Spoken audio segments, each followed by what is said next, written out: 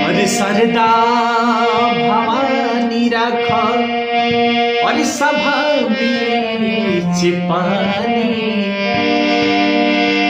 और दोनों हाथ जोड़ी पाँव पड़ी मैया कि बुद्धियों के हीन बानी, दुखिया में दीन बानी, पढ़नी न कवनो पढ़ैया